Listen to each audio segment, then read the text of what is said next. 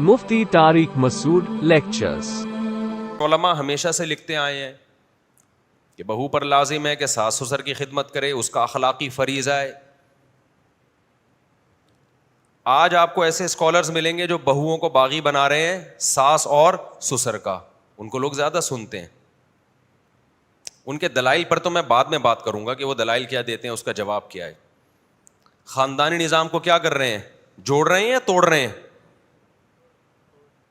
مائیں جب اپنی بیٹیوں کو رخصت کرتی تھیں، ان سے کہتی تھی بیٹا ساس سسر کو اپنے ماں باپ جیسا سمجھنا۔ اس سے کہیں ساس سسر سے اونچ نیچ ہوتی تھی تو بہو کیا کرتی تھی؟ برداشت کرتی تھی کہ میرے فادر ان لا ہیں، مدر ان لا ہیں۔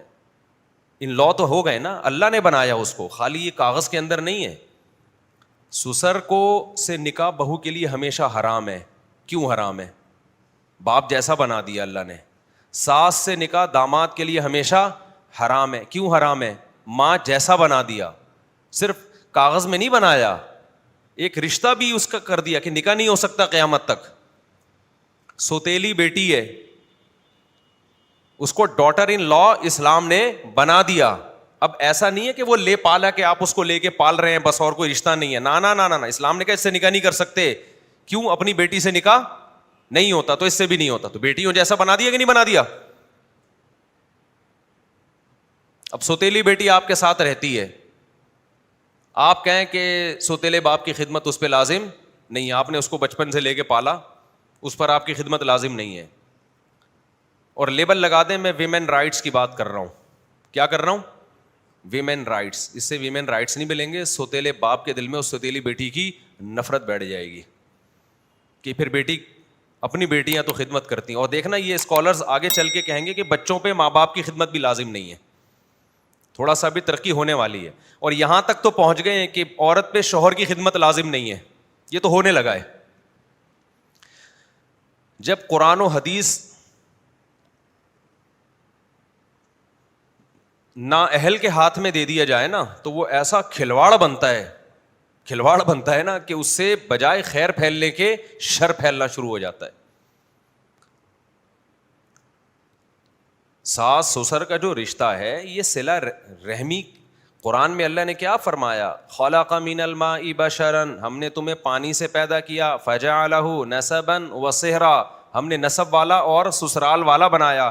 اللہ نے نسب کو جس اہتمام سے بیان کیا، باپ دادا کے نسب کو، اسی اہتمام سے اللہ سسرال کو بھی بیان کر رہا ہے۔ آپ نسب والے رشتوں کے تو جوڑنے کے قائل ہیں اور سسرالی کو لفٹ ہی نہ کرائیں، یہ اسلام کی تعلیمات نہیں ہے۔ اور چند بے وقوف ایسے بھی ہیں جو کہتے ہیں کہ ساس کی خدمت کی حدیث میں کوئی دلیل نہیں ہے، سسر کی خدمت کی حدیث میں کوئی دلیل نہیں ہے۔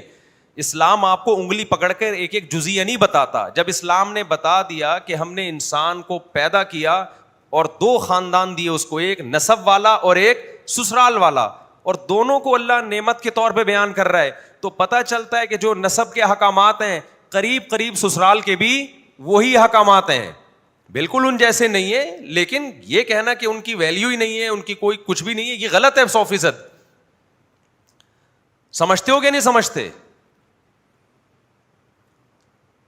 اب میں آپ کو حدیث سناتا ہوں کتنی خدمت واجب ہے ساس سسر کی۔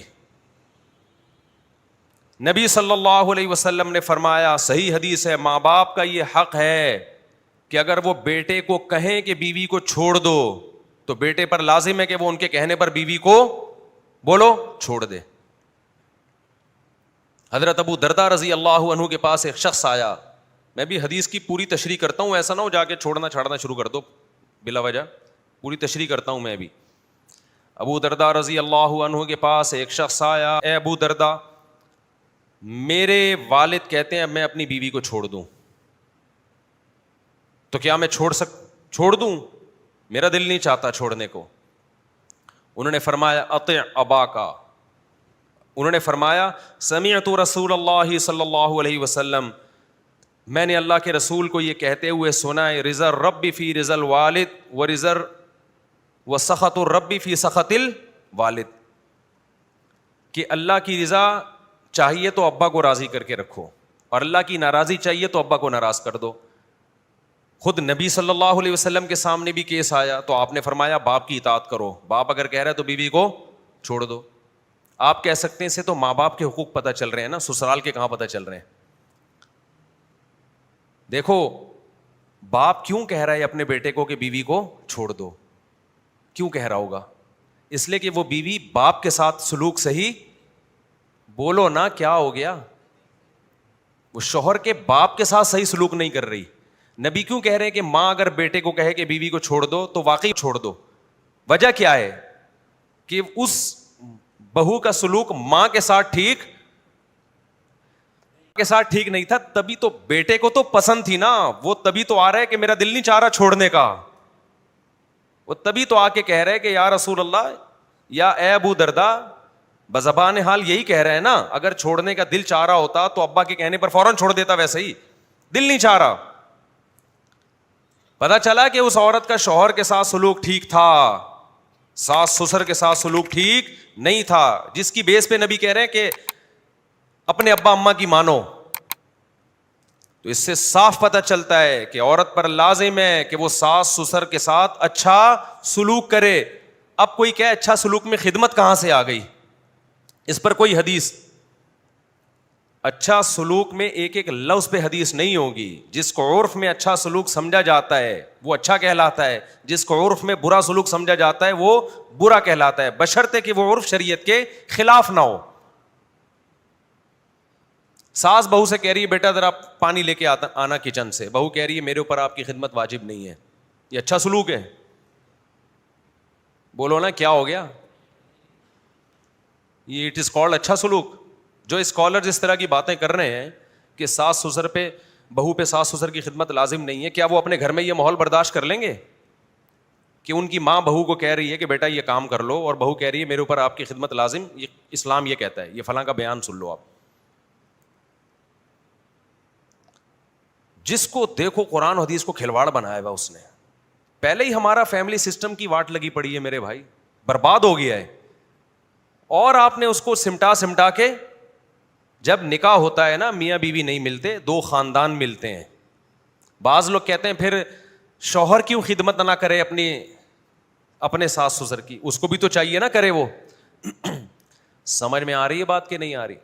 بعض کہتے ہیں کہ بہو کے لیے جو شوہر کے والدین کا رشتہ ہے, یہ عقلی دلیل دیتے ہیں, جو اپنے لحاظ سے بڑی ایک افلاطونی جھاڑ رہے ہوتے ہیں, کہ جو بہو پہ اگر شوہر کے ماں باپ کی اطاعت لازم ہے یا خدمت لازم نہیں ہے.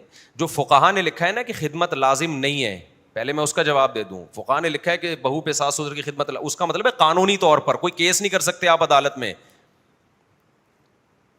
جیسے شوہر بیوی کو مہر نہ دے تو بیوی کیس کر سکتی ہے, شوہر بیوی کی اجازت کے بغیر نسل روک لے, بیوی کیس کر سکتی ہے. تو کچھ چیزیں ہوتی ہیں قضاءً, یعنی کورٹ میں جا سکتے ہیں آپ. کچھ چیزیں ہوتی ہیں اخلاقاً اور صلہ رحمی کا تقاضا ہوتی ہے, اس میں کورٹ میں نہیں جا سکتے, عدالت میں نہیں جا سکتے. تو خدمت ایک ایسی چیز نہیں ہے جس کی بیس پہ آپ کسی پہ کیس کر سکتے ہو. قانون کا سہارا, ایس ایچ او کو بلائیں گے کہ میری بیوی میرے ساس کی خدمت نہیں کر رہی, بتا ابھی دفعہ 100 کون سی دفعہ لگے گی اس پہ؟ کوئی دفعہ نہیں لگے گی اس پہ. مہر پہ تو قانون ہے. یا بیوی نسل روک رہی ہے شوہر کی مرضی کے بغیر, یا شوہر نسل روک رہا ہے, تو یہ تو نکاح کے ایگریمنٹ کا حصہ ہے. نکاح میں جو ایگریمنٹ ہوا تھا تو ایگریمنٹ یہ ہوا تھا. اسی طرح بیوی شوہر کی مرضی کے بغیر گھر سے باہر چلی جائے تو شوہر کیس کر سکتا ہے اسلام میں. پاکستان میں تو نہیں کر سکتا, لیکن اسلام میں کر سکتا ہے, کیونکہ یہ ایگریمنٹ کا حصہ ہے. نکاح کا جو ایگریمنٹ ہوا تھا نا, اس میں یہ طے ہوا تھا کہ اب آپ کی رخصتی ہو کے آپ میرے گھر آ گئی ہیں, اب میری پرمیشن سے آپ نہ کسی کو گھر میں لا سکتی ہیں نہ گھر سے جا سکتی ہیں. شوہر نان نفقہ نہیں دیتا تو بیوی کورٹ میں کیس کر سکتی ہے. کورٹ اس پہ ڈال دے گی کہ آپ ہر مہینے آپ کی تنخواہ سے ہم اتنے پیسے کاٹ کے بیگم کو پہنچا دیں گے, یہ جائز ہے بالکل. لیکن خدمت ایسی چیز نہیں ہے جس کی بیس پہ کیس کیا جا سکے. تو جو اس چیز کو کتابوں میں لکھا گیا تو اس کو لوگوں نے ایسے بیان کرنا شروع کر دیا کہ وہ بہوؤں کو بالکل کیا کر دیا, ساس اور سسر سے آزاد. باقی یہ ایک الگ مسئلہ ہے کہ اس زمانے میں اگر آپ کے ماں باپ کہتے ہیں بیوی کو چھوڑ دو, تو علماء کہتے آئے ہیں بہت پہلے سے کہ اب چونکہ وہ صحابہ تابعین کا دور نہیں ہے, یہ جو واقعہ ہے نا یہ صحابہ تابعین کے دور کا واقعہ ہے, آج وہ دور نہیں ہے. اس بات کا پورا امکان ہوتا ہے کہ ساس سسر ظلم کر رہے ہوں, ساس سسر ظلم کر رہے ہوں, اس بات کا امکان ہوتا ہے. لہذا صرف ان کے کہنے سے نہ چھوڑو, کیس اسٹڈی کرو, سامنے آئے, دونوں کی باتیں سنو, اس کے بعد فیصلہ کرو. تو میرے پاس ایسے کیسز بھی آئے ہیں کہ لڑکے کے ماں باپ کہہ رہے تھے کہ بہو کو چھوڑو. جب میں نے دونوں کی باتیں سنی تو جو اینالائز کیا, جو فیصلہ پر میں پہنچا, مجھے لگا کہ یہ ماں باپ کیا کر رہے ہیں, ظلم کر رہے ہیں. غلطی ماں باپ کی, انہوں نے بہو پہ اس کی حیثیت سے زیادہ بوجھ ڈال دیا ہے, اور ساس ٹارچر کر رہی ہے ذہنی طور پر بہوؤں کو, جیسے کہ بہت ساری ساسیں جو میرا بیان نہیں سن رہی وہ کرتی بھی ہیں. وہ ایک الگ بات ہے, اس پہ میں ابھی بات کروں گا جلدی سے, تاکہ ایسا نہ ہو کہ میرا یہ بیان سن کے ساسیں ایک دم کنٹرول سے باہر ہو جائیں. بہت سے اسکالرز ایسے ہیں جنہوں نے جب یہ بیان یوٹیوب پہ گئے ہیں نا, یوٹیوب پہ, کہ بہو پہ ساس کی خدمت واجب نہیں ہے, اتنے فسادات پھیلے ہیں کہ آپ کی سوچ ہوگی. اتنے گھروں کے جھگڑے اس قسم کے بیانات کے بعد ہم نے نمٹائے ہیں, اور سب کی بات یہی ہوتی ہے, مفتی صاحب اچھی بھلی میری بیوی گھر میں خدمت کر رہی تھی, میری بھی, میرے ماں باپ کی بھی, گھر کا بڑا اچھا ماحول تھا, اب فلاں اسکالر کا ایک بیان آیا اور اس نے خدمت کرنا چھوڑ دی. ایک کیس نہیں ہے. کل میں نے اپنے بھانجے کو بولا کہ بھائی یہ ٹاپک پر میں نے کل بات کرنی ہے, یہ گھروں کے کیسز بہت زیادہ آ رہے ہیں, میرے پاس آ رہے ہیں, تو ٹوٹل کتنے کیسز ہوں گے, ہم سارے کیسز تھوڑی ہم اٹھاتے ہیں اور نہ نمٹاتے ہیں, نہ فون اٹھاتے ہیں ہم اتنا. تو اس نے بتایا کہ اس نے پھر 2-4 اپنے دیکھے واقعات سنا دیے کہ ہمارے سامنے کے یہ, یعنی ان کے جو ددیال ہے نا, اس نے اپنے ددیال کے واقعات سنا دیے کہ یہ تو ریسنٹلی ہمارے ددیال میں ایسا ہوا ہے کہ بہو اچھی بھلی چل رہی تھی, فلاں اسکالر کا بیان آیا اور بہو نے خدمت چھوڑ دی, اور جو ان کے گھر میں ہنگامے لڑائیاں ہو رہی ہیں. غیرت مند مرد خدا کی قسم اپنی خدمت سے زیادہ اپنے ماں باپ کی خدمت پہ خوش ہوتا ہے. ہمارے ایک دوست تھے, ان کی اپنی بیوی سے بہت لڑائی تھی, بہت تیز زبان بیوی تھی. اللہ کی قدرت کے ان کی والدہ رہنے کے لیے آ گئی ان کے گھر میں. اس کی بیوی نے ان کی والدہ کی بہت خدمت کی, بیماری میں بہت خدمت کی, روزانہ نہلانا, ان کو بوڑھی والدہ تھیں اور بہت زیادہ بیچاری بیمار تھیں. 6 مہینے دبا کے خدمت کی. تو وہ بندہ مجھ سے ملا, کہتا ہے یار میں نے اس کی ساری خطائیں معاف کر دی. کہہ رہا اب یہ اس سے بھی ڈبل بد اخلاق ہو جائے تو اس نے میرے دل میں جگہ بنا لی ہے. میری ماں کی ایسی خدمت کی اس نے. یہ چیزیں سکھانے کی ہیں. بہو کو سکھاؤ بھائی ساس سسر کو اپنے باپ جیسا مانو, اور بہو اور ساسوں کو بھی کچھ سکھانا چاہیے. میں اس کا قائل نہیں ہے کہ ان کو بے لگام چھوڑ دیں آپ, وہ کون سی کم ہے. ایک آدمی نے کہا بم ہے, بم ہے, اس نے کہا تیری اماں کون سی کم ہے, بم کی ضرورت. اس کو ڈر لگا تھا نا, کسی نے ایجنسیوں نے اطلاع دی کہ تمہارے گھر میں بم ہے, تو وہ چیخ رہے ہیں نا 2-2 فٹ, بم ہے بم ہے. تو کسی نے کہا بھائی تیری اماں کون سی کم ہے. جس گھر میں تیری اماں ساس کی شکل میں ہو وہاں بم کی ضرورت نہیں ہے. ایسی امائیں بھی ہیں جو میرا بیان نہیں سن رہی. تو اس میں بیلنس بات کرنی چاہیے. بہو کو چاہیے کہ ساس سسر کی خدمت کر کے ان کا دل جیت لے, اور ساسوں کو چاہیے کہ اس کو ایسے رکھو جیسے اپنی بیٹیوں کو. ایسا نہیں ہوتا کہ آپ کی بیٹیاں بالکل ہاتھ پہ ہاتھ رکھ کے بیٹھی بھی ہوں, لیکن ایسا بھی نہیں ہوتا کہ وہ کام میں صبح سے شام تک جتی ہوئی ہوں اور کبھی نو کا آپشن ان کے پاس ہو ہی نہیں. نہ ان کو سونے دو, نہ ان کو ان کی کوئی سیلف رسپیکٹ ہو, ان کی پرائیویسی میں گھس رہے ہو آپ. ساس کے لیے جائز نہیں ہے کہ بہو کے کمرے میں وداؤٹ پرمیشن انٹری مارے. وہ بعض ساسیں ہوتی ہیں ٹھٹ دروازہ کھولا, کیا کر رہی ہے. کسی کی پرائیویسی میں آپ بغیر اطلاع کے, باپ نہیں جا سکتا جب بیٹا بالغ ہو جائے. باپ کو چاہیے جب بیٹا کمرے میں ہے نوک کر کے جائے. تو سسر کہاں سے جائے گا بھائی, اور ساس جا رہی ہے تو یہ بھی غلط ہے, اور سسر جا رہا ہے, دیور جا رہے ہیں.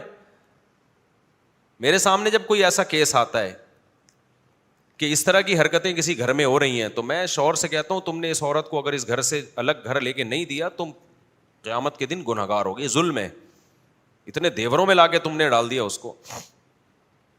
تو ساس کو بھی چاہیے کہ وہ اعتدال سے خدمت لے, حد سے تجاوز بولو نہ کرے اس میں.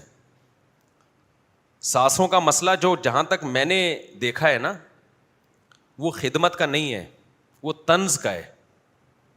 ساسوں میں جو ٹیکنیکل فالٹ, جو مینوفیکچرنگ فالٹ ہے, اور یہ بلٹن ہے کمپنی کی طرف سے, وہ یہ ہے کہ وہ اصلاح نہیں چاہتی ہیں, وہ طنز پہ آ جاتی ہیں. دیکھو تمام ساسوں سے ایک گزارش ہے کہ جب کوئی بچی آیا کرے نا آپ کے گھر نکاح ہو کے, تو آپ یہ سمجھ لو یہ اممیچور ہے, میں میچور ہوں. یہ کیا ہے؟ اس کی ابھی سیکھنے کی عمر ہے. یہ الٹی باتیں بھی کرے گی نا, کوئی طنز بھی کرے تو اس کو سمجھا دو کہ بیٹا دیکھو یہ بات آپ یوں کہہ دیا کرو, طنزیہ لب و لہجے میں نہ کہا کرو. انسان کی بچی ہوگی انشاءاللہ سمجھ جائے گی. بیٹا طنز نہیں کرتے بڑوں پہ, بیٹا ایسا نہیں کرتے. اپنے بیٹے کے کان نہ بھرو بہو کے خلاف, وہ پہلے ہی مکھنچو میرا بیان سن کے شادی کی ہے اور عذاب میں آ جائے گا. وہ تو کر ہی نہیں رہا تھا.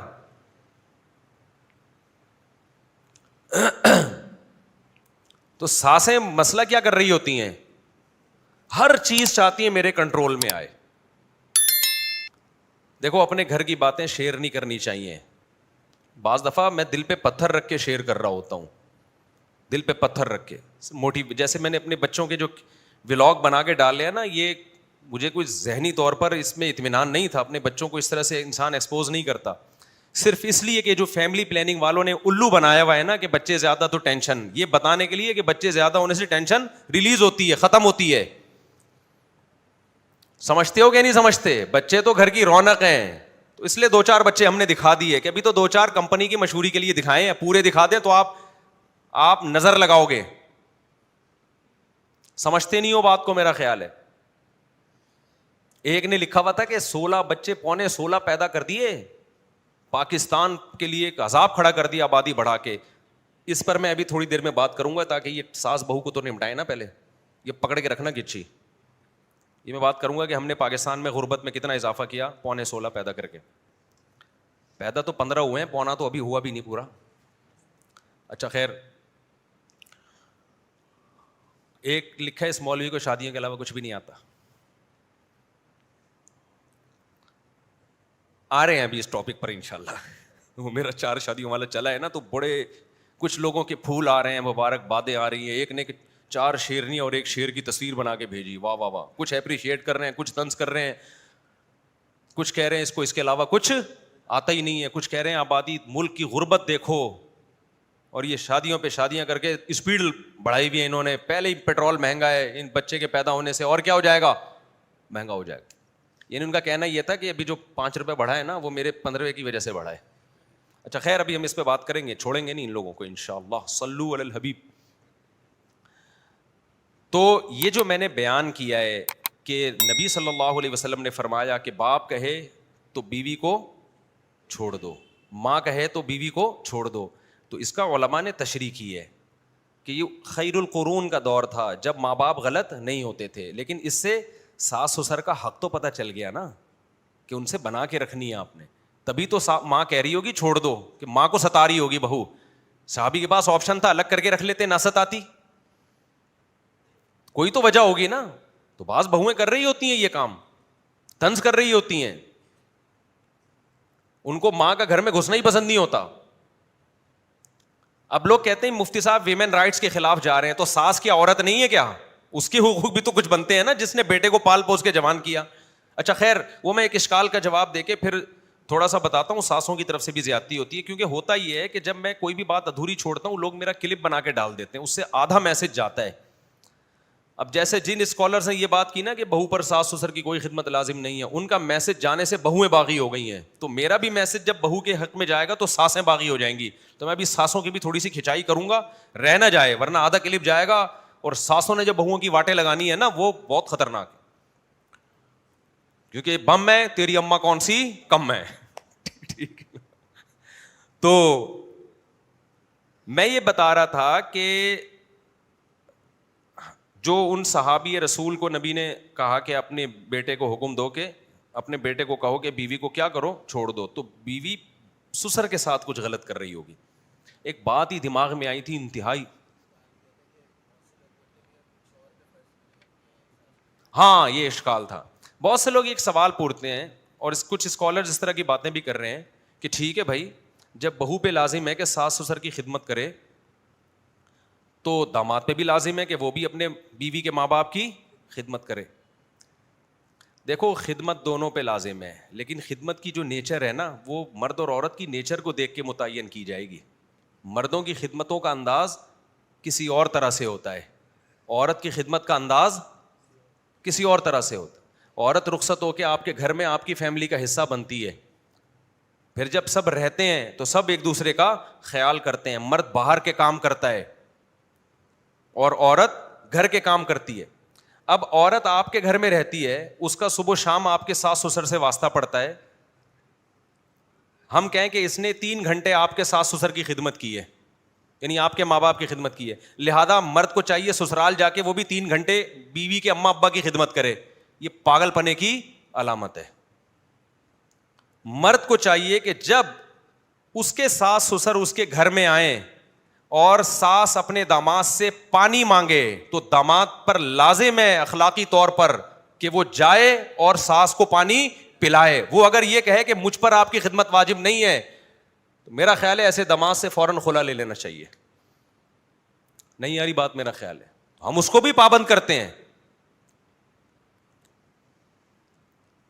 آپ کے سسر آئے ہوئے ہیں, آپ داماد ہو, آپ کے سسر گھر میں آئے ہوئے ہیں, وہ سسر کہتا ہے بیٹا ذرا ایسا ہے کہ مجھے آج گھر میں کوئی بھی نہیں ہے, تم کھانا بنا کے کھلا دو مجھے. حالانکہ مرد کو کھانے بنانے آتے نہیں ہیں, نہ یہ کام آتا ہے, تو شرعاً لازم ہے یا نہیں ہے کہ یہ اپنے سسر کا اکرام کرے, یا تو ہوٹل سے منگا کے دے یا ان کے لیے بنا کے دے. وہ کہے میرے اوپر سسر کی خدمت لازم, ہم دونوں پر لازم کرتے ہیں, لیکن دونوں کی خدمت کا اسٹائل مرد اور عورت کے فرق کی وجہ سے کیا ہے, چینج ہے. مرد کی خدمت کسی اور طرح سے ہوتی ہے, عورت کی خدمت کسی اور طرح سے ہوتی ہے. بلکہ سسر تو دور کی بات, آپ کی بیوی کا بڑا بھائی بھی آ جائے نا, اس کو بھی سسر والا احترام دیا جاتا ہے, اس کی بھی اطاعت کی جاتی ہے. اگر کوئی کام کہتے ہیں, ہم تو اپنے خاندانوں میں ہم نے دیکھا ہے,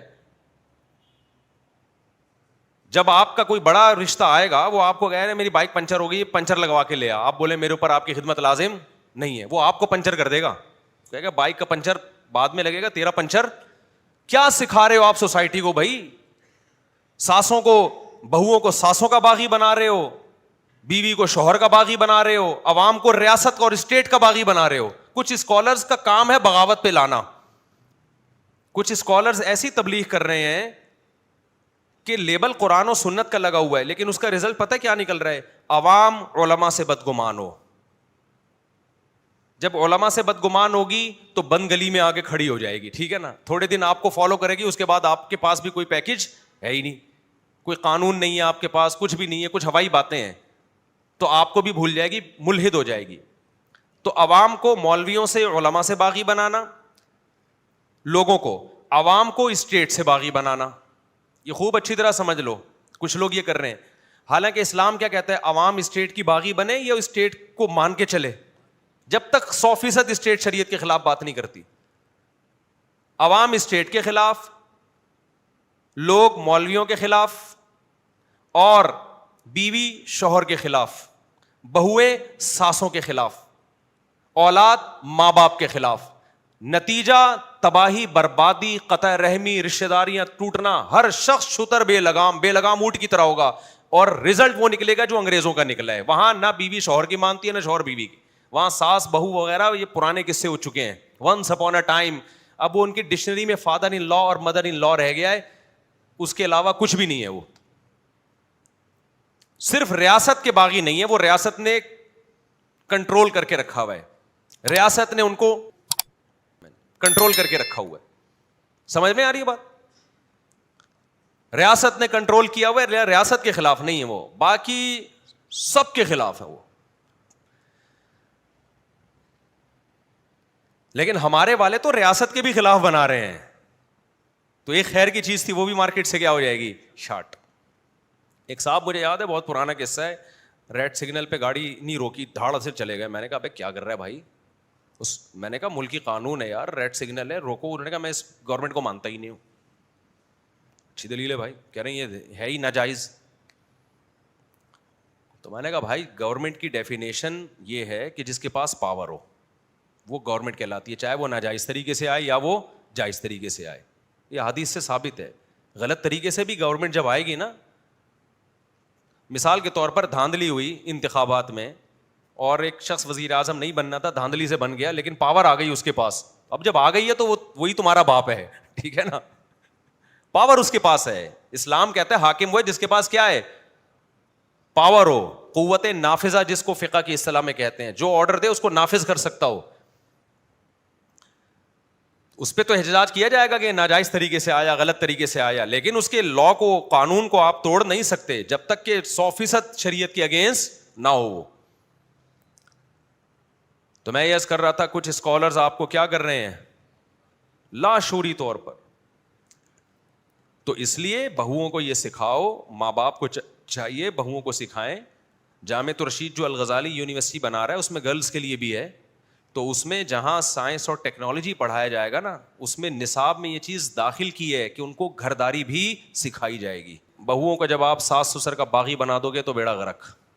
مرد کے دل سے بھی بیوی کی محبت نکلے گی, جو کہ ہو رہا ہے.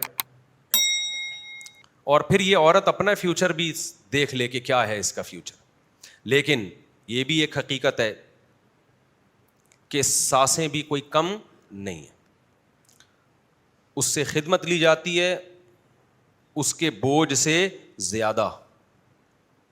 اس کے آرام کا خیال نہیں رکھا جاتا, اس کی پرائیویسی کا خیال نہیں رکھا جاتا, اس کے بچے ہونے کو نہیں دیکھا جاتا کہ ابھی یہ کیا ہے, نو عمر ہے, اس کا وہ مینٹل لیول نہیں ہے جو آپ کا ہے, یہ اتنی میچور نہیں ہے جتنی آپ ہو. تو آپ اسے بچوں کی طرح ڈیل کرو, اپنی بیٹیوں کی, اس کو یہ احساس دلاؤ کہ بیٹا ہم آپ کو اپنی بیٹی سمجھتے ہیں. ہر وقت اس کی غیبتیں پورے محلے میں جا کے کرنا, اپنے شوہر کو اس کے خلاف ورغلانا. عورت کو پتہ چل جاتا ہے میری ساس میرے شوہر کو میرے خلاف ورغلا رہی ہے, وہ نہیں پھر محبت کرے گی. سسر کو چاہیے اس پہ خرچ بھی کرے.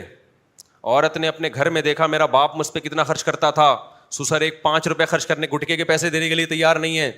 آج کل بہوؤں کا بھی سگریٹ وگریٹ تو شروع ہو گئی ہے یونیورسٹیوں میں, تو گٹکا بھی آئے گا یونیورسٹیوں میں. جو ہماری بچیاں ہیں نا جو ماشاء اللہ پڑھنے کے لیے, میری اپنی ذاتی نہیں, یعنی قوم کی بچیاں جو پڑھنے جا رہی ہیں, آپ کی دعاؤں سے الحمدللہ سٹے لگا رہی ہیں. اللہ کا بڑا فضل ہے الحمدللہ. ترقی کریں گے نا ہم, اس آئس لے رہی ہیں, بھاولپور یونیورسٹی تو آپ کے سامنے آ گئی ہے. تو اب کیا مسئلہ ہے, وہ میں غزالی یونیورسٹی کا بھی طرح بتاؤں گا وہ کیا کر رہے ہیں. تو اب کیا مسئلہ ہے کہ بھائی وہ اس کو چاہیے کہ بھائی آپ اس کو بچوں کی طرح ڈیل کریں, سسر کو چاہیے تم خیال کرو اس کا. اس نے اپنے باپ کو دیکھا پیسے خرچ کرتا ہے, سسر صاحب 5 روپے خرچ کرنے کے لیے تیار نہیں ہے, بلکہ بیٹے کو شادی نہیں کرنے دے رہے تھے کہ اس کی تنخواہ کہیں ڈیوائڈ نہ ہو جائے. تو یہ بھی غلط ہے. تو ان کو سکھایا جائے کہ اس کو بچیوں کی طرح سمجھو, اپنی پرائیویسی میں دخل اندازی مت دو, اس کی اپنی بھی لائف ہے. اور ان کو سمجھایا جائے کہ آپ کے یہ بڑے ہیں, یہ آپ کے ماں باپ کی طرح ہیں, کبھی اونچ نیچ ہو جائے تو بڑوں کی اونچ نیچ کو برداشت کیا جاتا ہے, آگے سے رپلائی بولو نہیں کیا جاتا. پھر بھی ہم لوگوں کو ترغیب یہی دیتے ہیں کہ اس زمانے میں بیوی کو اپنے والدین سے الگ ہی رکھو, یہ عافیت والا جس کے پاس استطاعت ہے.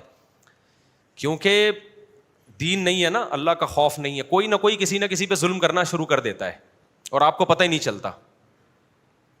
کہ جو 2 خواتین جب لڑتی ہیں نا تو مرد کے لیے فیصلہ کرنا کہ صحیح کون ہے غلط کون ہے, یہ میرے بھائی یہ نہیں ممکن ہے. وہ اتنا مبالغہ آرائی کرتی ہیں خواتین, رائی کا پہاڑ بناتی ہیں, تو ساس بہو کے جھگڑوں میں زندگی آپ کی برباد ہو جائے گی. تو مشورہ ہمارا یہی ہے کہ بیوی کو کہاں رکھو, الگ, اگر استطاعت ہے. بعض لوگوں کے پاس استطاعت نہیں ہوتی, تو استطاعت ہے تو الگ رکھو. پھر اس کو سمجھاؤ بھائی میری اماں جب گھر میں آئیں گی تو آپ نے ان کا خیال کرنا ہے. ایسا نہ ہو کہ اماں کے گھر میں داخلے پر ہی پابندی لگ جائے, یہ نہیں ہو سکتا. بعض بہویں کہتی ہیں ہم بالکل ساس آئے نہیں, ایسا نہیں ہوتا بھائی, ایسا کوئی نہیں برداشت کرتا. تو اس طرح سے چلے گا تو معاملہ چلے گا, اور چلتا رہا. اسلام مسلمان کلچر میں اب تک چل ہی رہے تھے نا, کیا خیال ہے.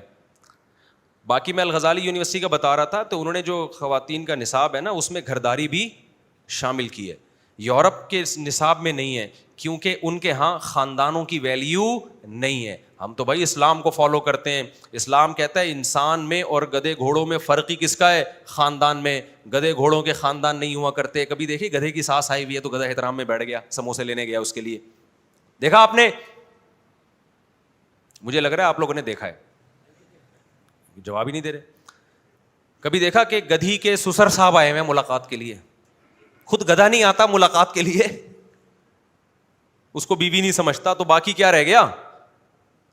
تو گرل فرینڈ بوائے فرینڈ میں یہی سسٹم چل رہا ہے. گرل فرینڈ بوائے فرینڈ میں یہی سسٹم ہے کہ کوئی رشتہ تھوڑی ہوتا ہے, یہ تو آپ کا ہے آپس کی میوچل انڈرسٹینڈنگ ہے, جب چاہو ختم, جب چاہو کسی اور کو بنا لیا. اور کئی ہیں وہ کیا بیوی کو بتا رہے ہیں کہ ایک لڑکی کو کہہ رہے تو میری گرل فرینڈ ہے, وہ 20 اسی طرح سے رکھی ہوئی ہے پیچھے.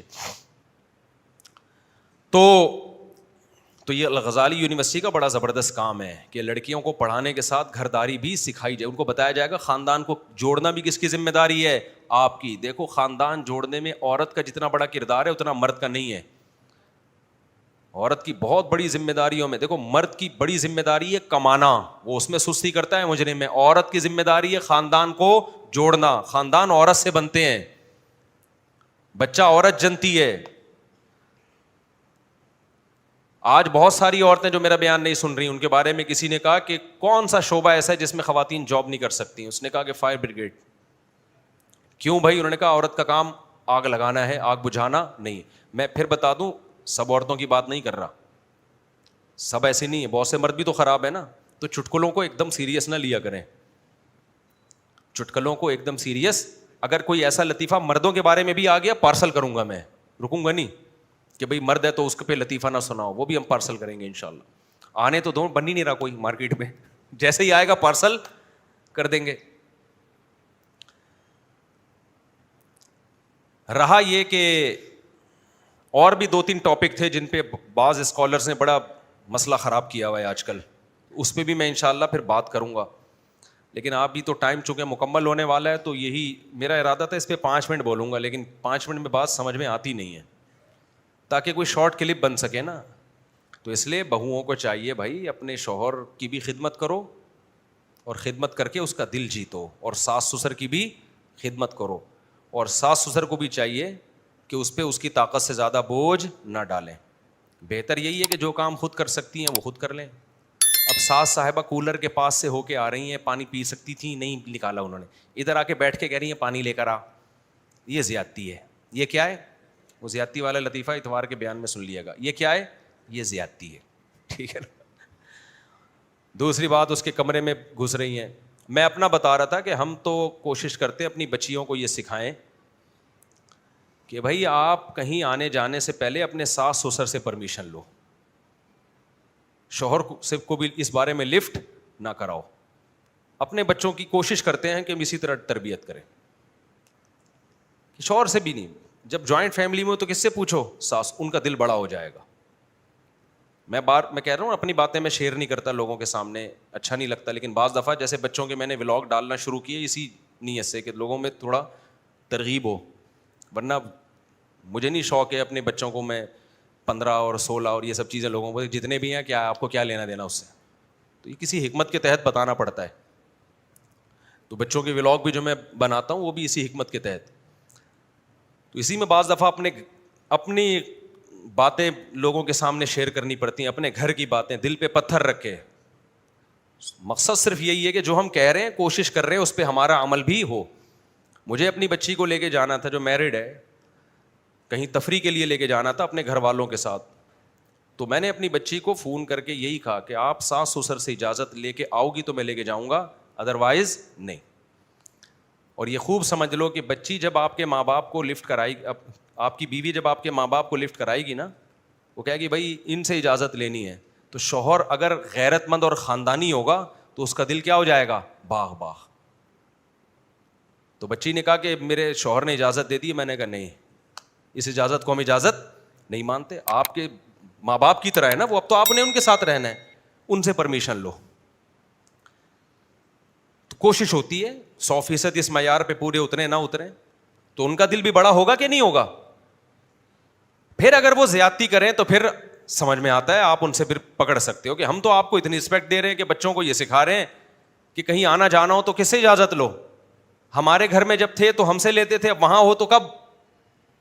شوہر بھی اس سے خوش ہوگا نا اگر غیرت مند ہوگا. مکھنچو ہے تو پاگل ہے نا, وہ تو پھر بولے گا مجھ سے پوچھ نہیں رہی, میرے ابا کو لفٹ کرا رہی ہے, ہم سے پوچھ نہیں رہی. اب بھائی غیرت مند آدمی ہوگا نا, وہ کہے گا یار مجھ سے زیادہ لفٹ کس کو کراؤ؟ میرے ابا کو. میری نافرمانی کر لو, میرے ابا کی نہ کرو. غیرت مندوں کی بات کر رہا ہوں, بغیرتوں کے تو کوئی اصول ہی نہیں ہوتے. تو قانون تو غیرت مندوں کے لیے بنائے جاتے ہیں نا, بغیرت تو آپ کو پتہ ہے, اب سب کو پتہ ہے, صرف آپ کو نہیں پتا, ہمیں بھی پتہ ہے. حضرت حکیم اختر صاحب رحمہ اللہ تعالیٰ نے اپنی بچی کا واقعہ ایک بیان میں بیان کیا. فرماتے ہیں میں عمرے پہ جا رہا تھا تو میری بیٹی نے مجھ سے رابطہ کیا کہ میں بھی ساتھ میں جانا چاہتی ہوں. باپ کا دل خوش ہوتا ہے یقیناً کہ میری بچی میرے ساتھ سفر کرنا چاہتی ہے. حضرت حکیم اختر صاحب رحمہ اللہ نے فرمایا کہ مجھے پتا تھا کہ میرے داماد کا بھی کچھ دنوں کے بعد سفر ہونے والا ہے. تو کہتے ہیں میں نے بچی سے کہا کہ بیٹا آپ اپنے شوہر کے ساتھ جاؤ اور ان کو بتاؤ کہ میرے ابو بھی جا رہے ہیں لیکن میں آپ کے ساتھ جانا چاہتی ہوں, کیونکہ شادی کے بعد عورت میں اطاعت کے معاملے میں شوہر کا حق باپ سے بولو زیادہ. اور کہا کہ ان کو یہ بتا بھی دو کہ میں نے ابو سے کہا, تو ابو نے کہا کہ نہیں, کس کے ساتھ جاؤ, اور دل ان کا بڑا ہو جائے گا. تو خاندانی لوگ اس طرح کرتے ہیں, اور جو غیر خاندانی ہوتے ہیں کہتے ہیں آجا ابو, وہ میرے میاں بھی ایک ہفتے بعد جانا ہے, چھوڑ میاں کو, میں جو تجھے کہہ رہا ہوں, میاں کو باپ بنایا ہوا ہے تو نے. ابو وہ میرے سسر کہہ رہے تھے کہ بیٹا بھی نہیں جا. سسر تیرا باپ لگتا ہے کیا, جنا میں نے, اور ویسے بھی فلاں کا بزرگ کا بیان آیا ہے کہ ساس سسر کی خدمت عورت پہ لازم نہیں ہے. باپ کو بھول گئی ہے کیا تو ہیں, باپ کو کیا. دیکھو باپ بیٹی کا خیر خواہ ہوتا ہے, محبت بہت ہوتی ہے, لیکن وہ اپنی محبت پہ بیٹی کے مستقبل کو ترجیح, تبھی تو رخصت کیا اس نے.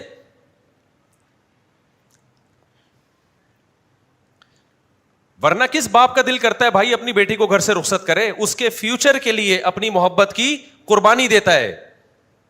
تو فیوچر اس کا سسرال میں رہنے میں ہے کہ وہاں رہے وہ ایڈجسٹ ہو کے, فیوچر اس کا آپ کے گھر خوش رہنے میں نہیں ہے. اگر وہ آپ کے گھر زیادہ خوش ہے وہاں کم خوش ہے تو یہ اچھی علامت نہیں ہے. نہیں یاری کھوپڑی میں تو جیسے چل رہے ہو ویسے چلتے رہو, ہم تو جتنی کھوپڑی اللہ نے ہمیں دی اس حساب سے آپ کو سیٹنگ کر سکتے ہیں. ہر آدمی کی اپنی اپنی کھوپڑی ہے, اس میں الگ الگ قسم کے سافٹ ویئر انسٹال ہوئے ہیں, ٹھیک ہے نا, تو ہم اس سے زیادہ سمجھا نہیں سکتے میرے بھائی. تو بچیوں کو سسرال کا باغی مت بناؤ, یہ میرا مقصد ہے. اور مائیں تو بالکل بھی نہ بنائیں. اتنے کیسز آ رہے ہیں جس سے پیچھے جب آپ اسٹڈی کرتے ہو تو پتہ چلتا ہے اس گھر بگاڑنے میں ماں کا ہاتھ ہے, بچی کی ماں کا ہاتھ. لیکن بہرحال ظلم بھی ہوتا ہے, کہیں ایک طرف نہ ہو جائیں آپ. ساسیں بھی وہی یاد رکھ لو, ایک آدمی سے کسی نے کہا کہ میرے گھر میں بم ہے, اس نے کہا تیری اماں کون سی کم ہے. بعض ساسیں بم کی طرح ہوتی ہیں, طنز کرتی ہیں, ٹارچر کرتی ہیں. ایسا کوئی کیس اگر ہو رہا ہے واقعتاً تو پھر بیوی کو الگ رکھنا آپ پر لازم ہے. سمجھتے ہو کہ نہیں سمجھتے ہو؟ پھر ماں باپ کو بھی چاہیے کہ وہ بیوی اپنی بیٹی کی طرفداری کریں. پھر خام ہمیں وہ دیکھ رہے ہیں وہ پاگل ہو رہی ہے, ڈپریشن میں چلی گئی, نفسیاتی مریضہ بن گئی, اور ماں باپ کہہ رہے نہیں, جیسے ماں باپ گھر کا دروازہ بالکل ہی بند کر دیتے, نہیں جی وہیں دفع ہو, وہیں مر, ہم نے تجھے رخصت کیا. یہ بالکل غلط ہے بھائی.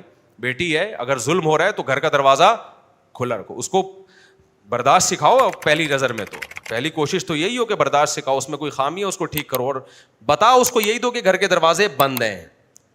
دل میں یہ نیت نہ کرو, لیکن اوپر سے کیا بولو, بیٹا اب گھر گئی ہو تو اب وہیں ایڈجسٹ ہونا ہے تم نے, ہر تھوڑے دن میں دکھڑے لے کے نہیں آنا.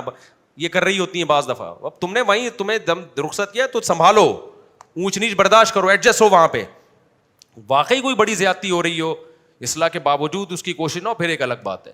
تو یہ ایک ہی ٹاپک پر ہمارا کافی وقت نکل گیا. میں جمعے کی نماز کے بعد انشاءاللہ وہ 16 بچوں والا مسئلہ حل کروں گا کہ میں نے کتنا غربت میں لوگوں کی اضافہ کر دیا, اور ملک میں پہلے ہی جگہ نہیں ہے, لوگ بیچارے اسپیس ہی ہمارے ملک میں ختم ہو گئی ہے, لوگ چپک کے سو رہے ہیں, جگہ ہی نہیں ہے. تو اس میں 16 بچے کہاں ایڈجسٹ ہوں گے, کہاں کھپائیں گے ان کو, اور پیٹرول اتنا مہنگا ہو گیا تو 16 کے آنے سے تو اور مہنگا ہو جائے گا. پہلے ہی گندم کی بوریاں ختم ہو گئی ہیں, کھانے کو روٹی نہیں مل رہی, یہ 16 کے مطلب. اور پھر میں پراٹھے بھی 2 کھاتا ہوں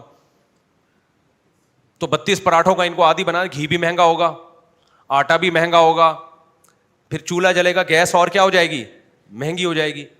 یہ تو ظلم کیا نا میں نے ان حالات میں. 4 شادیوں سے آبادی بڑھتی نہیں ہے بلکہ گھٹتی ہے, سمجھ رہے ہو. ہمارے 16 بچے اگر ہو گئے نا, یہ میرے اگر نہ ہوتے تو یہ اور زیادہ آبادی بڑھ جاتی, اس کا خطرہ تھا. آبادی مرد سے نہیں بڑھتی, عورت سے بڑھتی ہے, کہ فی کس عورت کتنے بچے جن رہی ہے کسی کنٹری میں, سمجھ رہے ہیں. ایک عورت کے کتنے بچے, کسی بھی کنٹری میں ایک عورت کتنے بچے جنتی ہے. مثال کے طور پر 50 لاکھ عورتیں ہیں کسی کنٹری میں, 50 لاکھ عورتیں ہیں, اور ہر عورت کے 4 بچے ہو رہے ہیں, تو آبادی کا ریشو 4 گنا بڑھ جائے گا. مرد چاہے 4 شادیاں کرے چاہے 2 شادیاں کریں, ٹھیک ہے نا, میں سمجھا پا رہا ہوں اپنی بات. اب یہ 50 لاکھ عورتیں جب کسی مرد کی اکلوتی بیوی بنیں گی, اکلوتی بیوی بنیں گی, تو ان 50 لاکھ عورتوں میں بچے پیدا ہونے کا ریشو بڑھنے کا چانس ہے, کم ہونے کا چانس نہیں ہے, کیونکہ ہر مرد کو اولاد چاہیے, ہر مرد کو کیا ہے, اولاد چاہیے, اور اس کو نسل روکنے کے لیے آرٹیفیشل طریقے اختیار کرنے پڑیں گے. بھائی نسل روکنے کا نیچرل طریقہ کیا ہے کہ آپ بیوی کے پاس نہ جائیں, ایک کو کچھ وقت کے لیے چھوڑ کے آپ دوسری کے پاس جانا شروع ہو جائیں جہاں اولاد نہیں ہے, لیکن جہاں ہو گئی ہے وہاں فی الحال نہ جائیں, یہی ہوگا نا. جب کوئی عورت کسی مرد کی اکلوتی بیوی بنتی ہے تو نسل روکنا بھی مشکل ہے اس کے لیے, اور اس عورت میں اولاد بڑھنے کا چانس زیادہ ہے. تو یہ 50 لاکھ عورتیں اکلوتی بیوی بن جائیں ایک ایک مرد کی, تو یہ ہر عورت اس کا امکان ہے کہ 4 بچوں سے اس کا ریشو کیا ہو جائے گا, میں 4 کی مثال دے رہا ہوں 16 پہ, تاکہ 4 ڈیوائڈ ہو جائیں, اس لیے 4 بچوں کی مثال میں اس لیے دے رہا ہوں, ورنہ فیملی پلاننگ والوں کو تو 2 بچوں سے زیادہ مثال بھی اچھی نہیں لگتی, حقیقت کہاں سے اچھی لگے گی. لیکن یہی 50 لاکھ عورتوں میں سے 4 عورتیں ایک مرد کی بیوی بن جائیں, اب ان میں 16 کا امکان بڑھنے کے بجائے کم ہو جائے گا. فی عورت اب 4 بمشکل ہوگا. وجہ اس کی یہ کہ مرد کو جب ایک بیوی سے اولاد ملے گی, دوسری بیوی سے اولاد ہو گئی ٹھیک ہے, نہیں ہوئی تو بھی ٹھیک ہے, 1 ہو گئی تو بھی ٹھیک ہے, 2 ہو گئی تو بھی کیا ہے, ٹھیک ہے. پھر اگر وہ نسل روکنا چاہے گا تو اس کے پاس دوسرا آپشن بھی ہے, کچھ وقت اس کے پاس جانا چھوڑ دے گا. سمجھ میں آ رہی ہے بات کہ نہیں آ رہی ہے؟ یا نہیں بھی چھوڑے تو بھی مرد کو پھر زیادہ دلچسپی اولاد میں رہتی نہیں ہے, کیونکہ اس کے لیے تو اس بیوی کی اولاد, اس بیوی کی, وہ تو ہے تو سب اس کی نا. تو فی کس عورت میں بچہ پیدا کرنے کا جو ریشو ہے وہ بڑھنے کے بجائے کیا ہو جائے گا, کم ہو جائے گا. اس مرد کی تو نسل بڑھے گی, اس مرد کی نسل بڑھے گی, کنٹری کی کا گروتھ ریشو نہیں بڑھے گا. نہیں آئی میرا خیال ہے بات سمجھ میں؟ نہیں, میں نے تو منگوائی نہیں چائے, ابھی رکھے ہیں, کھانا کھانا ہے نا, چائے پیوں گا بھوک اڑ جائے گی. تو خوب سمجھ لو, مرد کا جو گروتھ ریشو ہے نا, جو اس مرد کی اپنی اولاد کا گروتھ ریشو تو بڑھے گا, کنٹری کا گروتھ ریشو نہیں بڑھے گا. جو دیکھو ایک مرد نے 4 عورتوں سے نکاح کیا ہوا ہے, یہ نہ کرتا تو کوئی دوسرے کرتے نا, تو فی عورت پھر بھی تو 4-5 بچے ہو جاتے نا اس کے. سمجھ میں آ رہی ہے کہ نہیں آ رہی؟ تو 16 تو پھر بھی ہونے تھے, بلکہ ہو سکتا ہے زیادہ ہی ہو جاتے. تو 4 شادیاں کرنے سے کنٹری کا گروتھ ریشو کبھی بھی نہیں بڑھتا, اس مرد کی آبادی بڑھ جاتی ہے, اس مرد کا خاندان بڑھ جاتا ہے جو 4 شادیاں کر رہا ہے. سمجھتے ہو کہ نہیں سمجھتے؟ نہیں آئی سمجھ میں میرا خیال ہے. اس کے لیے 4 شادیاں کرنا ضروری ہے, اس کے بعد یہ چیزیں سمجھ میں آئیں گی. تو اس لیے 4 شادیوں والے پہ یہ الزام لگانا کہ یہ اس نے 16 بچے پیدا کر دیے, 20 بچے پیدا کر کے ملک کی آبادی بڑھا دیا, ملک کی آبادی ذرا بھی نہیں بڑھائی. وہ نہیں کرتا تو وہ تو ویسے ہی بلکہ زیادہ بچے پیدا ہونے کا چانس تھا. اس نے اپنے خاندان کو بڑھایا ہے. دیکھو اسلام نے ہمیں حکم دیا کہ تم عیسائی یا یہودی عورت سے بھی شادی کر سکتے ہو. حکم دیا کہ نہیں دیا؟ کر سکتے ہو. اس میں ایک بہت بڑی حکمت کیا ہے کہ اس یہودی یا عیسائی عورت نے بچہ تو پیدا کرنا ہے, بچہ تو پیدا آپ سے نہیں کرے گی, عیسائی سے کر لے گی, یہودی سے کر لے گی, غیر مسلم سے کر لے گی, تو گروتھ ریشو تو پھر بھی بڑھے گا آبادی کا. اسلام کہتے ہیں آبادی تو بڑھے لیکن آپ کی بڑھے نا, ان کی کیوں بڑھ رہی ہے؟ ابے نہیں آ رہا سمجھ میں؟ تو زمین پہ تو پھر بھی بوجھ نہیں بنیں گے. وہ زمین پہ تو جو بچہ پیدا ہو گیا اگر وہ بوجھ ہے, اول تو بچہ زمین پہ بوجھ بنتا نہیں ہے, لیکن اس فلسفے کو ہم تھوڑی دیر کے لیے درست مان لیتے ہیں کہ جو بچہ پیدا ہوتا ہے زمین پہ بوجھ بن رہا ہے. تو بھائی آپ نے عیسائی سے شادی نہیں کی تو کیا بچہ نہیں پیدا ہوگا اس کے؟ بچہ تو یہودی سے پیدا ہو جائے گا, عیسائی سے پیدا ہو جائے گا. بوجھ تو اگر آپ مان لیتے ہیں کہ بچہ بوجھ بنتا ہے تو بوجھ تو پھر بھی بنے گا. تو اسلام کہتا ہے جن بچوں نے پیدا ہونا ہے عورتوں کے بطن سے وہ تو ہونے ہیں, تو ہم چاہتے ہیں کہ آپ کے پیدا ہو جائیں. نہیں یہ بات میرا خیال ہے. اور آسان مثال دے دیتا ہوں. دیکھو 4 زمینیں ہیں جس سے پیداوار بڑھے گی.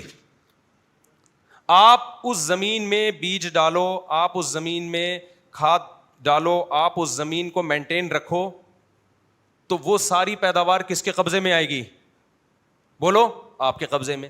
آپ نہیں کرو گے تو کیا کسان دنیا میں اور نہیں ہے جو زمین سے پیداوار اگائیں؟ کیا خیال ہے بھائی؟ تو پیداوار آلو پیاز ٹماٹر تو اتنے ہی ریشو سے پیدا ہوں گے. آپ نہیں محنت کرو گے زمین پہ تو آپ کی پیداوار نہیں بڑھے گی, دوسرے کی بڑھ جائے گی. تو زمین میں جتنے ٹماٹر پیدا ہونے, جتنے کیلے پیدا ہونے, وہ تو ہوں گے. ریشو جب ختم ہوگا آبادی کا, جب کوئی بھی یہ کام نہ کرے, ہڑتال کر کے بیٹھ جائیں. اور آسان مثال, 4 دکانیں ہیں, ان سے 50,000 ہزار روپے کرایہ آتا ہے, تو 4 دکانوں کا کرایہ کتنا ہو گیا؟ 2 لاکھ. ٹھیک ہے نا, پیسہ پیدا جنریٹ کر رہی ہیں وہ دکانیں, 2 لاکھ ہو گیا نا. تو 4 دکانوں سے جو کرایہ پیدا ہو رہا ہے وہ کتنا ہو رہا ہے؟ 2 لاکھ روپے. آپ نے کہا اتنا پیسہ صحیح نہیں ہے ابھی, یعنی ہم اکنامیکلی کو ضرور سے زیادہ نہ ترقی کر جائیں. آپ نے وہ دکانیں لوگوں کو دینا شروع کر دی, بھائی میں نہیں یہ دکان رکھتا. تو کیا مطلب, وہ دکانیں پیسہ جنریٹ نہیں کریں گی؟ وہ پھر بھی 2 لاکھ ہی جنریٹ کریں گی, لیکن وہ 2 لاکھ آپ کی جیب میں نہیں جائے گا, کسی اور کی جیب میں جائے گا وہ. تو اسی طرح میرے بھائی, عورت سے آپ شادی کرو یا نہ کرو, بچے اس نے اتنے ہی پیدا کرنے ہیں جتنے اس نے کرنے ہیں, جتنے اس کو چاہیے. آپ کے شادی کرنے سے یہ ہوگا کہ وہ بچے آپ کی طرف منسوب ہو جائیں گے. سمجھتا ہے کہ نہیں سمجھتا ہے بات کو؟ تو اسلام نے بھی یہودی عورت, عیسائی عورت سے نکاح کی اجازت دی کہ گروتھ ریشو تو اتنا ہی رہے گا, آپ شادی کرو یا نہ کرو, لیکن فائدہ یہ ہوگا کہ وہ جو گروتھ ہوگی بچوں کی, وہ آپ کی طرف نسبت ہو جائے گی, اس کی تربیت آپ کرو گے, وہ کل بڑھاپے میں آپ کے کام آئے گی. تو جو یہ چاہتا ہے کہ بچے پیدا ہوں لیکن وہ میری طرف منسوب ہوں تاکہ میری خدمت کریں وہ, تو وہی شادیاں بھی زیادہ کرے گا, وہ دکانیں بھی 4 رکھے گا, وہ زمینیں بھی 4 رکھے گا. اور جو کہے گا کہ نہیں جی گروتھ ریشو کم ہو جائے لہذا میں 1 بیوی رکھوں گا, تو وہ بے وقوف ہونے کی بہت بڑی دلیل ہے. اس سے کہیں گے گروتھ ریشو اس سے کم نہیں ہونے والا, ہوگا یہ کہ اس سے جو اولاد پیدا ہونی تھی اب تمہارے کے بجائے کسی اور کی اولاد پیدا ہوگی. یہ جو 4 دکانیں سورس آف انکم تھی تمہارا, اب تم اگر اس کو چھوڑ دو گے تو دوسرا قبضہ کر لے گا اس پہ, وہ اس سے 50,000 روپے منتھلی کمائے گا. تو نوٹ تھی اتنی ہی چھاپے گی, زمین اتنی ہی پیداوار ٹماٹر پیدا کرے گی, کیونکہ آپ چھوڑو گے تو دوسرا اس کو اختیار کرے گا نا. عورت نے تنہا تھوڑی رہنا ہے, اس کو تو اولاد چاہیے نا. آپ اولاد پیدا نہیں کرواؤ گے, وہ کہیں اور نکاح کر کے اس سے اولاد پیدا کر لے گی وہ. تو اس لیے 4 شادیوں میں جو لوگ میرا مذاق اڑاتے ہیں نا, 16 بچے پیدا کر کے ملک پہ بوجھ بن دیا, یہ بے وقوف ہونے کی ان کی کیا ہے دلیل ہے کہ ہم نہیں بھی کرتے. تو 4 عورتوں سے کوئی بھی مرد اگر 4 شادیاں کرتا ہے, ان کے اگر 16 ہونے ہیں تو وہ کوئی اور کرے گا تو 16 ہو جائیں گے. 4 الگ الگ آدمی کریں گے تو بھی کتنے ہوں گے؟ 16 ہی ہوں گے وہ.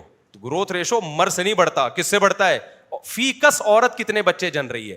کھوپڑی شریف میں آ گیا تو ٹھیک ہے, نہیں آیا تو ایک صاحب نے کچھ دن پہلے, وہ فیس بک پہ ابھی 1 دن پہلے ایک پوسٹ چلائی ہے کہ مفتی صاحب ہم تو صرف گیس بجلی کے بل کے لیے ہیں, ٹھیک ہے نا, زندگی تو آپ گزار رہے ہو.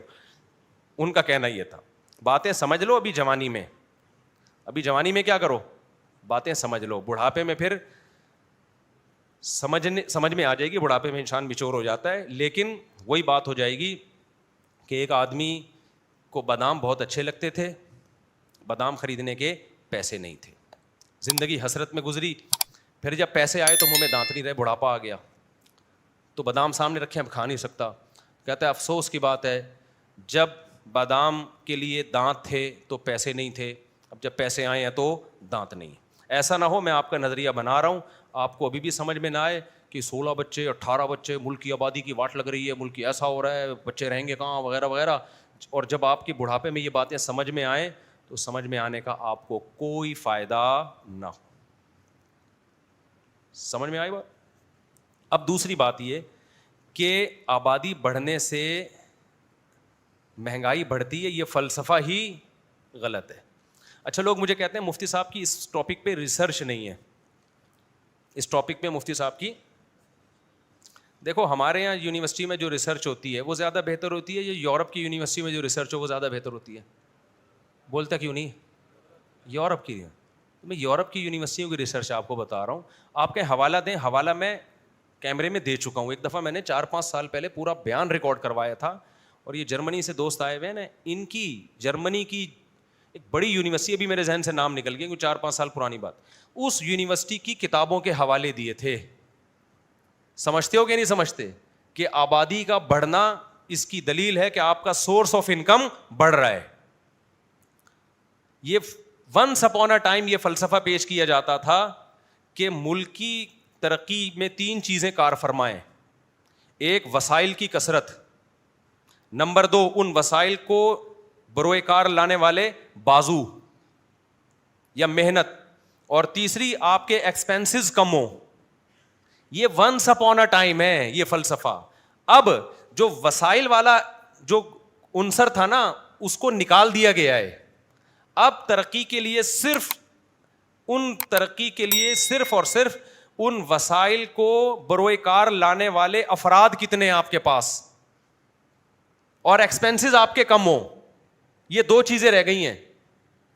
اگر آپ کے پاس افراد زیادہ ہیں, ان افراد کے مقابلے میں خرچے کم ہیں, تو وسائل کو نہیں دیکھا جائے گا, تو آپ کی ترقی کم ہونے کے بجائے بڑھے گی. آپ وجہ اس کی یہ کہ وسائل ایک ایسی چیز ہے جس پہ سائنس نے ریسرچ کر کے یہ ثابت کر لیا ہے کہ اس کے بارے میں کوئی نظریہ قائم کرنا کہ آپ کے ملک کے پاس وسائل کتنے, یہ پاسبل ہی نہیں ہے. اتنی چینجنگ اس میں آ رہی ہے نا, اتنی تیزی سے چینجنگ آ رہی ہے.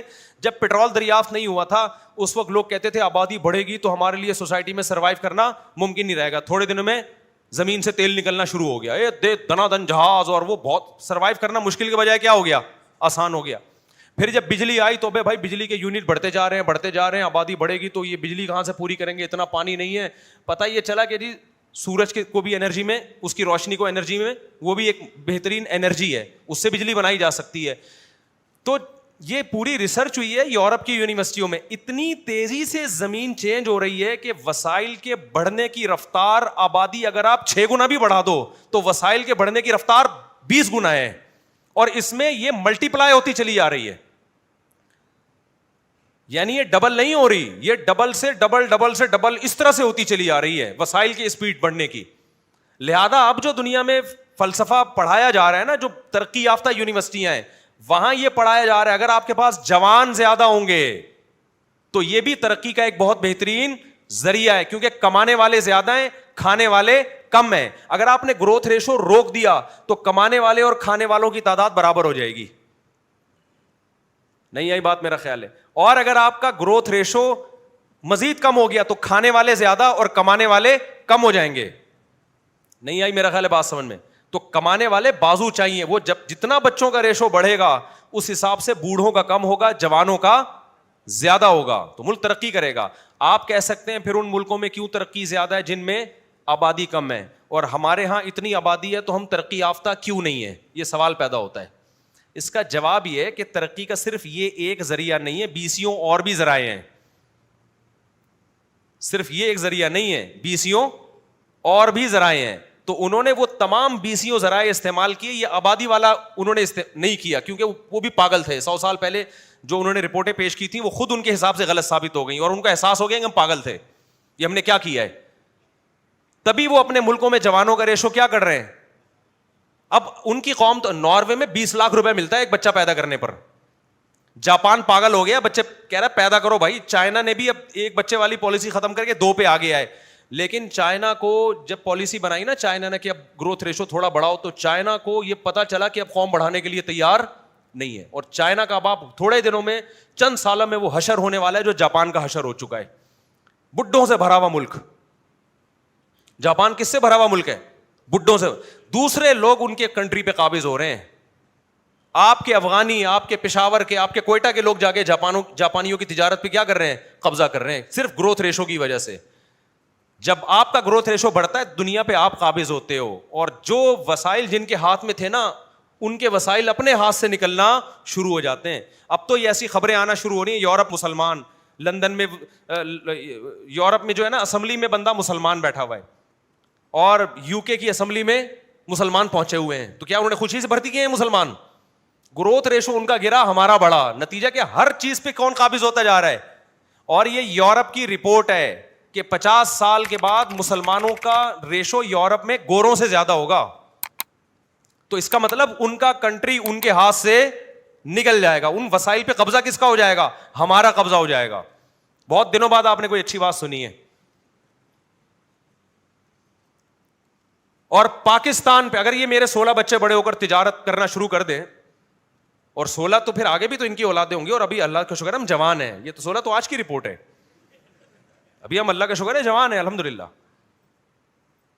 تو ہو سکتا ہے اللہ تعالیٰ توفیق دے 32 ہو جائیں گے. کیا خیال ہے؟ تو اس سے کیا ہوگا؟ کمانے, اور یہ لبرل لوگ تو بیٹیوں کے سے بھی کمواتے ہیں, ان کے تو سورس آف انکم اور زیادہ ان کے یہاں.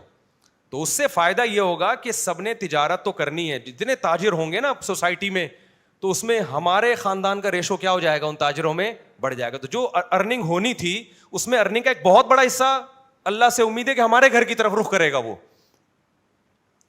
سمجھتا ہے کہ نہیں سمجھتا ہے؟ تو بچہ جب پیدا ہوتا ہے تو خالی پیٹ لے کے پیدا نہیں ہوتا, وہ 2 ہاتھ اور 2 بازو کمانے کے لیے اور ایک عدد کھوپڑی بھی وہ بھی لے کے پیدا ہوتا ہے. تو آبادی بڑھنے سے جب ملک تنزل کی طرف جائے گا, جب آپ کے پاس وسائل کم ہو رہے ہوں. تو وسائل کم نہیں ہو رہے ہیں, وسائل کو استعمال کرنے والے بازو اگر کم کر دیے نا تو بیڑا غرق ہو. وسائل کہاں کم ہے؟ آپ کہہ سکتے ہو کہ جی پانی اتنا نکل رہا ہے اور گیس ہماری ختم ہو رہی ہے, تو گیس ہماری ختم نہیں ہو رہی, ہمارے حکمران نکال نہیں رہے ہیں گیس, ان کی اپنی گیس نکلی ہوئی ہے.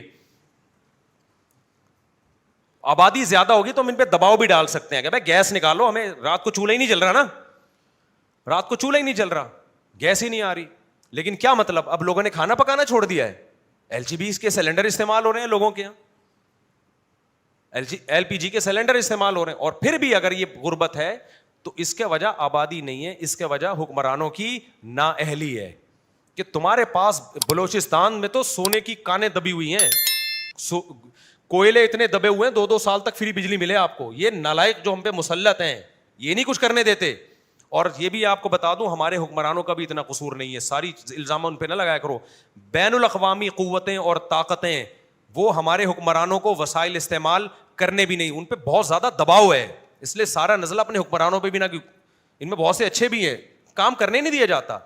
تو وہ قوتیں اور طاقتیں جو ہمیں بار بار فنڈ دے رہی ہیں کہ تمہارے پاس وسائل نہیں ہیں بچے کم کرو, تمہارے پاس وسائل نہیں ہیں بچے کم کرو, تو ان سے جب کہا جاتا ہے بلوچستان میں اتنا سونا, بلوچستان میں اتنا کوئلہ, اور سندھ میں بھی گیس دریافت ہوئی ہے, اور پنجاب کی جو زمین جو سونا اگل رہی ہے وہ تو کیا کچھ نہیں اگل رہی, اور KPK میں کتنے قیمتی پتھر ہیں اور کتنے کچھ وسائل ہیں KPK میں.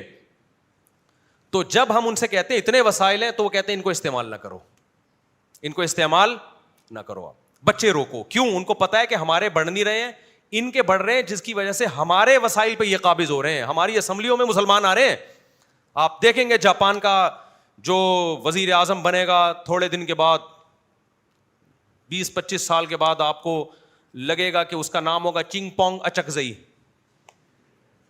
آدھا جاپانی ہوگا آدھا کوئٹہ کا ہوگا, یہ آئے گا جب. اور یہ آپ مذاق کر سمجھ رہے ہیں اس کو, میرے مرنے کے بعد جو میرا بیان سنے گا نا, ہم ہو سکتا ہے دنیا سے جا چکے ہیں اس وقت سے پہلے بول دیا تھا, تو آپ دیکھ لینا ہمارے دنیا سے جانے کے بعد ایک وقت آئے گا کہ چین کا صدر ہوگا, کوئی اچھا سا نام بتاؤ یار, جناب چودھری چنگ پونگ, چودھری شیانگ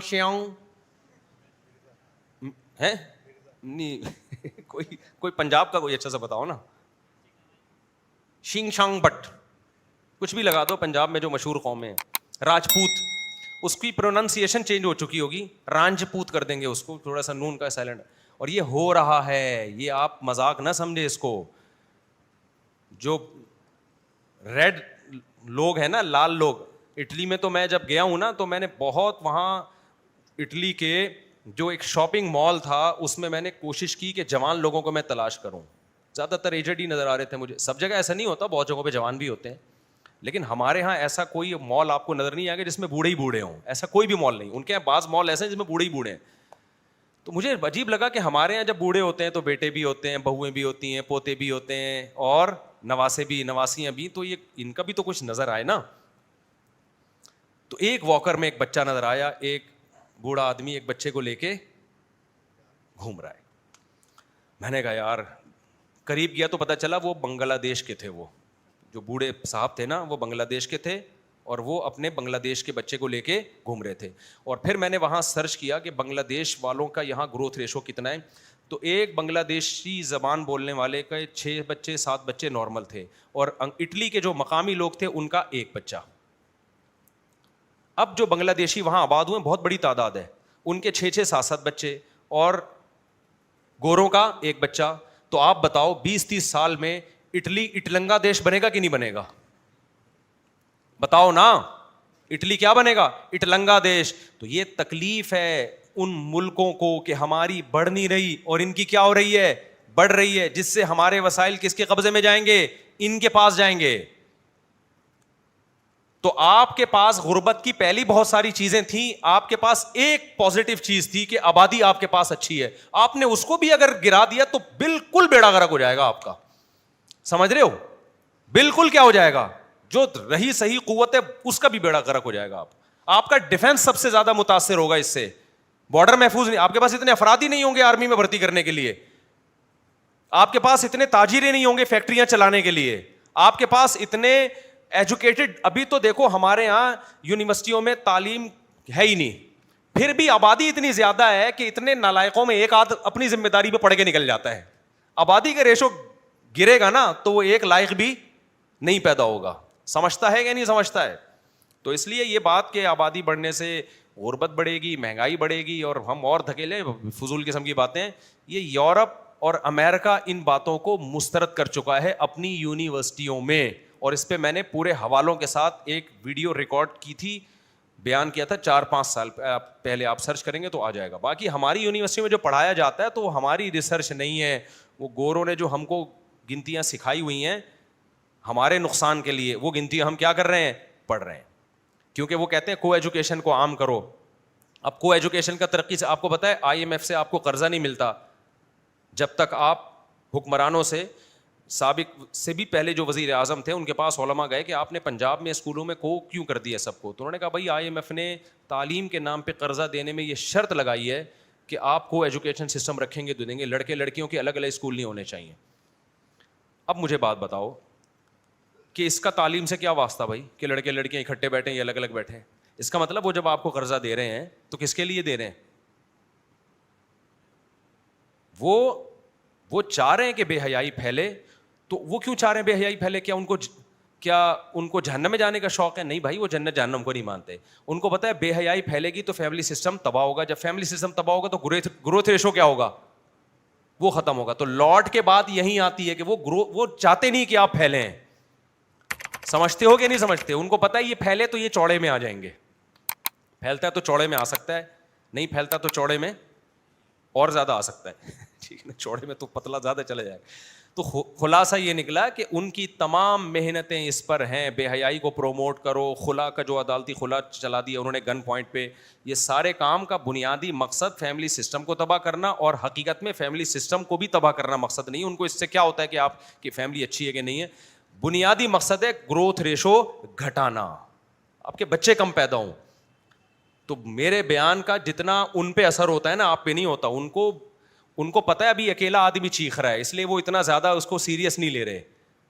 ان کو پتہ ہے اکیلا آدمی جو گروتھ ریشو کی بات کر رہا ہے اور 4 شادیوں کی بات کر رہا ہے, اس لیے وہ سیریس نہیں. اگر 4-6 اور اس طرح کے مولوی پیدا ہو گئے نا تو پھر وہ قانون سازی کریں گے کہ اس طرح کی تقریروں پہ پابندی لگاؤ جو بچے پیدا کرنے کی ترغیب دے تمہیں, اور ایسے بندوں پہ کیس ہوگا, اٹھا کے جیل میں ڈالا جائے گا. اس قانون بننے سے پہلے ہمیں چیخنے دو, چلانے دو, صحیح ہے نا, ورنہ ہم جیل میں جا کے پھر ایک بیان ریکارڈ کریں گے, بولیں گے آج کے بعد, کیونکہ ہمیں اور بھی غم ہے نا زمانے میں, خالی یہی تھوڑی ہے.